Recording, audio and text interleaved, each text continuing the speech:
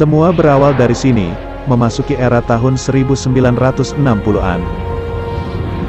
Dunia sedang mengalami sebuah peristiwa perubahan besar-besaran secara terukur dan masif.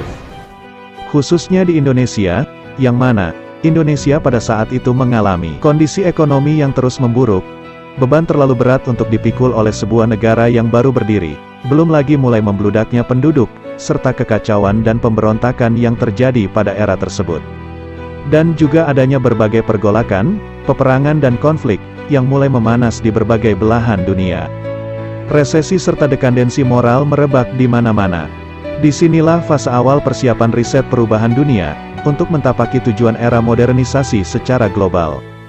Dalam masa persiapan riset perubahan tatanan dunia tersebut, maka, Allah juga menghendaki untuk memunculkan seseorang, yang juga akan mempersiapkan sesuatu demi keselamatan umat manusia secara global. Dunia sedang berproses melakukan persiapan perubahan gaya hidup dan kebutuhan manusia, serta plan eskalasi moderasi global. Tapi, Allah juga sedang memproses sebuah perubahan, demi kesadaran manusia itu sendiri. Adanya situasi dan kondisi di dunia tersebut, Allah telah memilih dari seorang hambanya yang akan hadir di tengah umat manusia, demi mengimbangi angkara murka Sang Durjana. Maka, pada awal bulan Juli tahun 1959,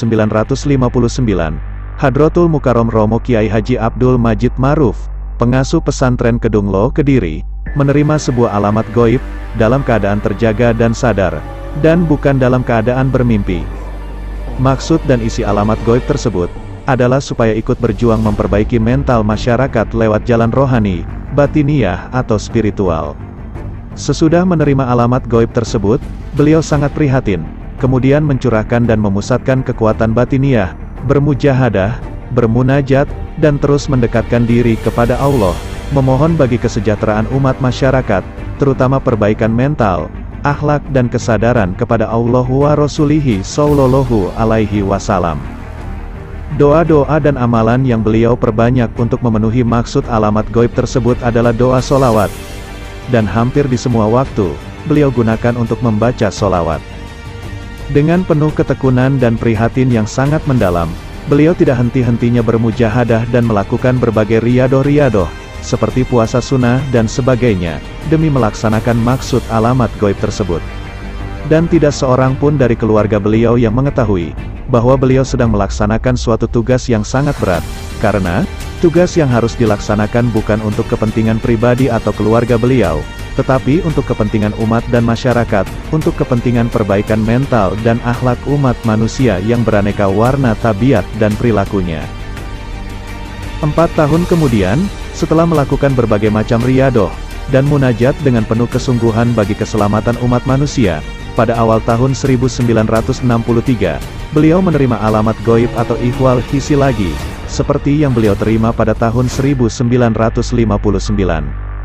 Dan alamat goib yang kedua ini, bersifat peringatan terhadap alamat goib yang pertama, yaitu supaya cepat-cepat ikut berusaha memperbaiki akhlak masyarakat melalui saluran batiniyah atau spiritual rohani. Maka, beliau pun meningkatkan mujahadahnya, bermunajat kepada Allah, hingga kondisi fisik beliau seringkali terganggu atau sakit-sakitan. Namun, hal itu tidak mengurangi semangat beliau dalam bertakorup kepada Allah. Bahkan, beliau terus meningkatkan perjuangan batiniyahnya. Tidak berselang lama dari alamat gaib yang kedua itu, beliau menerima alamat gaib dari Allah untuk yang ketiga kalinya. Alamat gaib yang ketiga ini, sifatnya jauh lebih keras lagi dari alamat yang pertama dan kedua sebelumnya. Berikut, penuturan beliau kala itu. Bahkan, saya diancam kalau tidak cepat-cepat melaksanakan. Karena begitu kerasnya peringatan dan ancaman, badan saya sampai gemetaran sesudah itu. Ancaman dalam alamat gaib tersebut yaitu, jika tidak segera, tidak cepat-cepat melaksanakan perintah dari langit, maka, akan terjadi balak besar dan bencana, yang akan turun melanda dunia, khususnya di negeri Nusantara ini selama 100 tahun ke depan.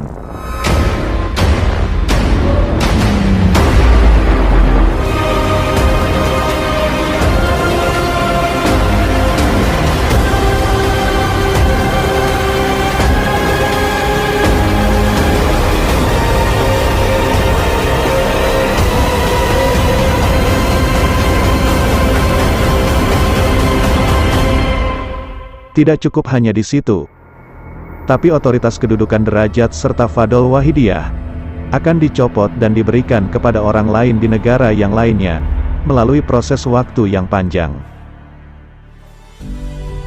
Alhamdulillah, sekali lagi, Alhamdulillah.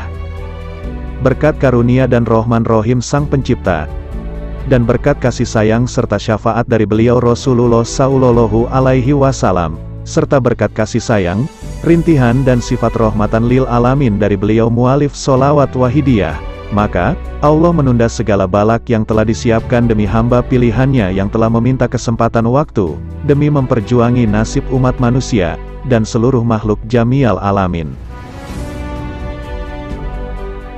Selanjutnya, beliau pun prihatin lagi dan terus meningkatkan riyadoh dan mujahadahnya, beraudensi maksimal untuk memohon kehadirat Allah, dalam situasi batiniyah yang senantiasa bertawajuh, mengarah penuh kepada Allah wa Rasulihi Sallallahu Alaihi Wasallam.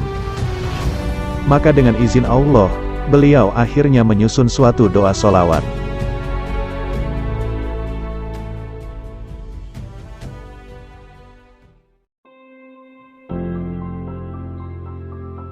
Pada sebuah kesempatan, beliau mualif sholawat wahidiyah mengakui bagaimana menggambarkan situasi awalnya waktu itu, ketika sholawat wahidiyah mulai tersusun, yaitu, setelah mendapat alamat goib yang ketiga kalinya, yang sifatnya lebih keras atau tegas daripada yang pertama dan kedua.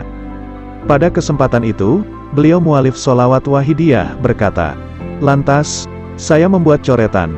Sebelumnya saya tidak berangan-angan untuk menyusun sholawat. Justru ketika saya membuat, hanya sambil tidur-tiduran."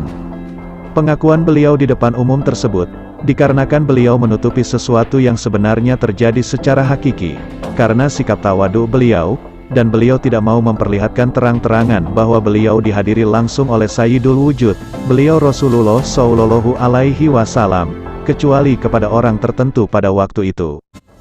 Jika dilihat dari pengakuan tersebut secara umum, apabila mentalif sebuah solawat sambil tidur-tiduran, seakan-akan suul adab kepada Rasulullah dalam mentaklif sebuah solawat. Padahal, kalimat yang diucapkan oleh beliau mualif tersebut, hanya kalam kias saja, dikarenakan rasa tawaduk beliau. Jadi, peristiwa yang sebenarnya adalah, sebuah peristiwa nyata secara muhadaroh wal musyafahah, yakni hadir, berhadap-hadapan serta bercakap-cakap langsung. Beliau mualif dihadiri langsung oleh beliau Sayyidul Wujud Rasulullah Shallallahu Alaihi Wasallam dalam keadaan yaqozoh, yakni dalam keadaan terjaga, tidak tidur dan tidak dalam keadaan bermimpi. Dalam ihwal tersebut, beliau Rasulullah mengimlak atau mendikte beliau mualif. Lantas, beliau mualif menirukan sambil menulis apa yang telah didiktekan oleh Rasulullah. Jadi pengakuan secara kias tadi, yang mana para penderek atau para pengamal sholawat wahidiyah sudah mengetahui atas sejarah tersebut secara tertulis. Lantas, saya membuat coretan. Maksudnya, beliau menulis apa yang telah Rasulullah diktekan atau ucapkan. Sebelumnya saya tidak berangan-angan untuk menyusun sholawat. Maksudnya, hal tersebut dikarenakan beliau dihadiri secara langsung oleh beliau Rasulullah. Nah, yang berikutnya kita juga harus mengetahui apa maksud kalimat dari beliau mualif. Justru ketika saya membuat, hanya sambil tidur-tiduran. Maksudnya, beliau mualif ketika dihadiri langsung oleh Rasulullah, beliau mualif tidak mau atau enggan, untuk menyamaratakan posisi pundak atau bahu beliau dengan pundak Rasulullah, ketika di hadapan beliau. Maka, beliau mualif lebih memilih untuk sikap merendah, yaitu memposisikan tubuh beliau seperti orang tersungkur atau tiarap, sambil menulis apa yang telah didiktekan oleh Rasulullah. Makanya, beliau mualif membahasakan keadaan itu dengan sebutan sambil glosoan atau tidur-tiduran.